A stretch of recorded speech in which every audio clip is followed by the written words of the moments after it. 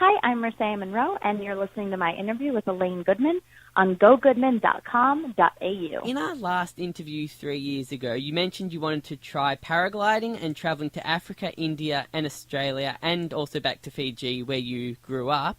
Have you knocked any of those off the bucket list yet? I did, what did I say? I said I did the parasailing and paragliding. Mm-hmm. Was it 3 years? Yeah, 2000. I think the start of 2014. Oh my gosh, I was so young and vibrant. So was I. Yeah. Wait, so I did the parasailing one. What else did I say? Paragliding and travelling to Africa, India, Australia and Fiji. I have done none of those countries because I've been working, but it's a good reason, so I'm fine with it. Are you coming to Australia soon? I mean, I'd love to. I just don't have it planned yet on account of work. But I hope Australians still like us with everything our president is doing. Oh, well, we like Americans no matter what. We're not we're not politically based. People are passionate, but yeah, we're always going to welcome people here, unless they're like the president. The worst. Yeah, unless they're the worst. No, I would love to. I just I don't have any plans as of now. The last time I spoke to you, you had recurring roles on 2 different shows, Episodes and Heart of Dixie, and unfortunately both of these shows have finished now. I think the last season of Episodes is airing this year. Yeah, exactly. It's airing in the summer. So let's go back firstly to when Heart of Dixie finished in 2015. Did you start going to auditions then because you were used to having 2 jobs at once? Say that again? Sorry, did I stop? Did you start going to were you going to auditions while you were working on Episodes and Heart of Dixie, or did you start picking up the auditions to try and get that second role because you were used to having 2 jobs at once in Episodes and Heart of Dixie? Yeah, I mean, at some point during that, I auditioned for a show called Impastor, which ended up getting picked up and lasting 2 years, which was awesome. So somewhere during that, I can't remember when, I auditioned for and then was able to get that Impastor job, which was awesome and such a fun, wonderful thing to be a part of. And so has that finished up now? Yeah, that is done. Wow, you're going through them, Mircea. Yeah, I know. Although we got 2 seasons, which is pretty good. But yeah, it's kind of how it goes, man. TV. Yeah, so very unstable. So what I'm interested is how quickly Hollywood can change. Within the next year or so after Heart of Dixie, Episode announced it was going to be finishing up. What kind of preparation do you have for this, or is it something you can't really plan for? Well, I mean, with that, it was fine because I went right to Impastor, so I had another, which I was a series regular on, so I had that job for 2 years. And actually, now is the first time in 6 years that I haven't had a job lined up. So any of that preparation is actually for a period like right now where you transition into what's next. And there's a lot of uncertainty, but it's also really exciting too. Does it take a mental toll on you? Even now, you said you haven't got a role for the first time in 6 years. Is it something that you can't really prepare for it? If it's not like a normal job where you can stay in an office job for 20 years or so. That doesn't happen in Hollywood. So does it take a mental toll on you? Are you that kind of person, or are you someone that is mentally stronger? Yeah, definitely after this many years. I very work hard to be grounded and and calm and sort of understand that this is how it is.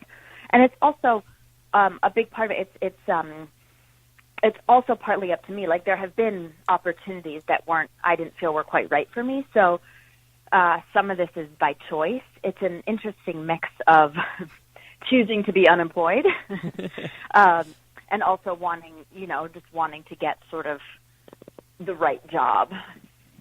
And that's also an interesting point. At what stage did you feel comfortable in picking and in picking and choosing what kind of roles you felt comfortable with? I still don't. Oh. I still worry that I'm making a mistake, or that I could be wrong. But I think ultimately, if you trust your instincts and are in tune with yourself, you'll always make the right decision for yourself. So when you had 2 roles on episodes in Heart of Dixie and then on Imposter as well, did you ever think about life when these shows ended? Is it something you think about? Like planning ahead in Hollywood? Can you do that? Oh, for sure. I don't know that. Well, I've never really felt within work. I've never really felt stable. Like, oh, this is going to go forever. I'm fine. I think you're always aware that it can end that day. So there's an impermanent. It's just very impermanent, and you just kind of take it day by day. Is that something you still enjoy? Do you still like that kind of? I guess it's an adrenaline rush almost. No, I hate it. It's the worst. Oh.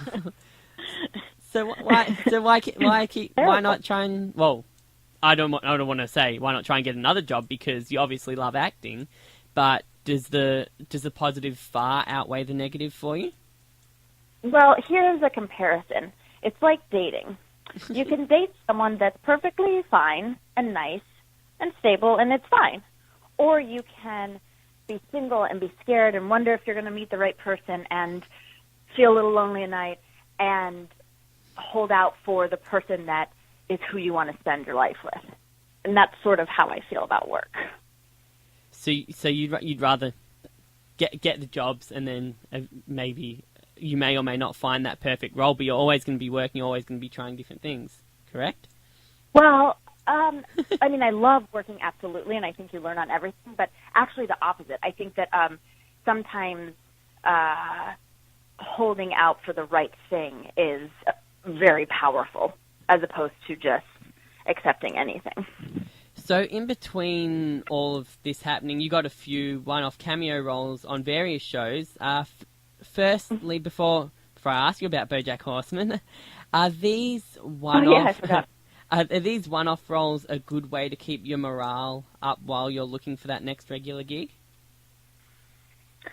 Sure, and moreover, they're just really fun. I mean, ultimately, it's just something, I just love doing it. So they're just great opportunities and fun, and, it's just awesome to sort of keep your muscles working and meet new people and all that kind of stuff. And one of the shows you appeared on was BoJack Horseman. Are you a fan of voice acting, or do you prefer live acting? Oh, I'm a huge fan. I wish I could do that all the time. It is so fun and different than what I'm used to, and I am in love with it. What do you like about voice acting? I like wearing my pajamas to work. Really? I like that you're not relying in any way on your looks, on physicality or aesthetics. So it's 100% your voice, which is challenging and specific and really neat. Did you have to change your voice much for your character? For BoJack, no. Well, she was a little ditzier, I guess. So it was a tiny. My voice was a tiny bit higher, but other than that, it was pretty true to the way I speak. Now, Imposter lasted for 2 years, and you said you loved it. What was Imposter about, and can you tell me a bit about your character, Alex Cummings? It was a criminal who was impersonating a priest or a pastor. So it's a criminal who was impersonating a pastor, and I played one of the chicks who worked at the church, and turned out through the course of the seasons that she was actually had a really dark side, and I end up murdering someone and being really badass. Not that murder is badass. I just mean she was. It's all character. It's all character. Yeah. It doesn't reflect on you at all. Yeah, I'm like, wait, let me clarify. So having had this experience, I mean, it's in my eyes, I don't know if it's such a big experience actually in Hollywood, but having this experience of having shows, then losing, well, shows finishing up, and then, like you said, you haven't got anything at the moment. You're probably still auditioning and things like that. Is there anything you'd change about your approach to the industry if another show you were on finished up suddenly? Was there anything I changed? No, I would only continue to do the work to stay grounded, which is sort of a continual effort to keep yourself, rooted and calm and not putting your values in the wrong places. Are you doing auditions at the moment, or are you just taking a little bit of time off? Yeah, it's pilot season right now, so there's definitely some fun opportunities with different network shows that are casting. Oh, can you tell me what you've auditioned for? Well, that's weird, but definitely, there's just definitely a lot of, it's when everything sort of starts to cast, so it's only right now just starting up. Right, yeah, no, it's exciting pilot season, because and we get a lot of the new shows over here as well on free-to-air television. Oh, you do? That's awesome. Yeah, so we get some of them I don't watch, some of them I do. We get Kevin James's new show, Kevin Can Wait, I think. Oh, yeah, I think his show's on after Matt LeBlanc's show here in. Yeah, I think we're getting Matt LeBlanc's new show at some stage as well. I'm not sure when, but I think I've seen it advertised. And there was one other one. I can't remember his name. He's a lawyer, but he's acted as a lawyer, but then he becomes a real lawyer. Oh, I can't remember his name. Oh, funny. I don't know so much television. Yeah. See, yeah, right. I'm just cleaning as I'm talking to you, so keep going. But that's what's loud. It's fine. Last time you were doing your washing. Was I? Oh, it's what I do. These interviews, I feel like I have to multitask. I can't just kind of sit still and talk. That's right. That tells me I've got to try and stimulate you a bit more mentally. So in our previous interview, you spoke about feeling comfortable in Hollywood and not quite feeling like you belonged at that stage. Has that feeling changed, and does changing shows and roles help or hinder that feeling of belonging? Oh, I think that's definitely changed, and probably just partly in part to experience, and with experience comes comfort. And so, do you feel like you're more, I guess, like you belong, like do you feel a bit more confident? It's a nice thing. Like walking down, I guess, Hollywood Boulevard, do you feel like you can hold your head high? Oh, well, gross. Yeah. Hollywood Boulevard is disgusting. Oh, really? So, yeah. Fine, but Beverly Hills or whatever. There we go, yeah. Yep, you can hold your head high. Sure, of course. Now, and we're getting close to the end of the interview. You're on Twitter. Any chance of getting on Facebook or Instagram? I'm not no. I feel like I can only handle one. It's so much stimulus. I think that's enough. Like, I don't think I could handle more than that. Why did you choose Twitter? No specific reason. It sort of was just the one I did. And then I know people love Instagram, and I totally get why, but I'm sort of just used to Twitter now, and it's also a great way for me I like to get news that way, too. So I can kind of do everything in one-stop shopping. One-stop social media in. Yeah, exactly.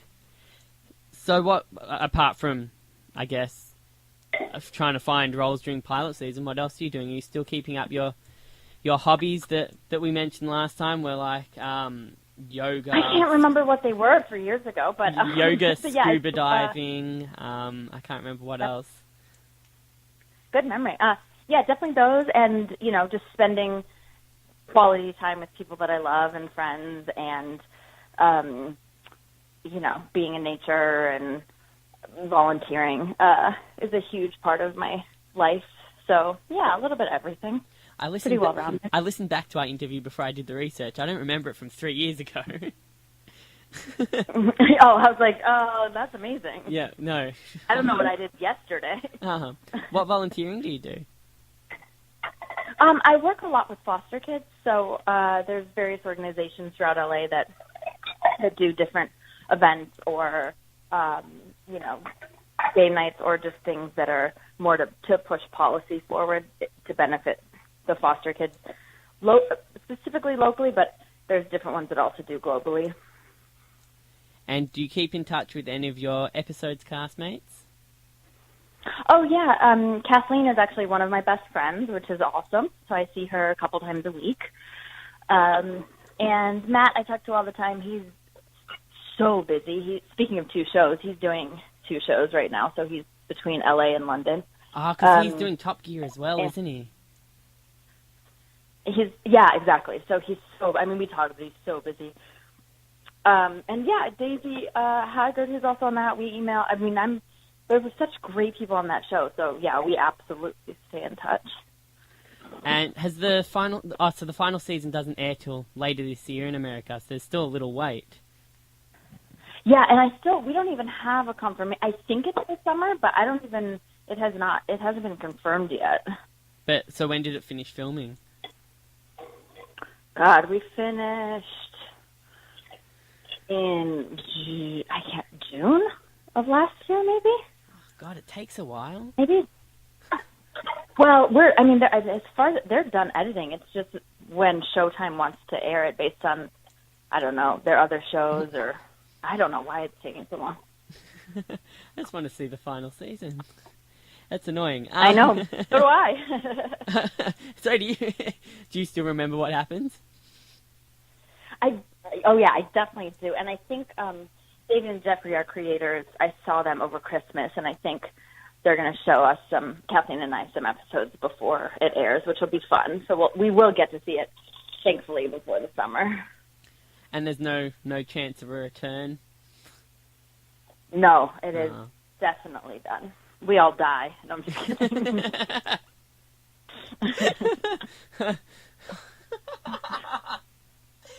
Put me off. Completely. Wow, traumatic. That would definitely end it. Traumatic.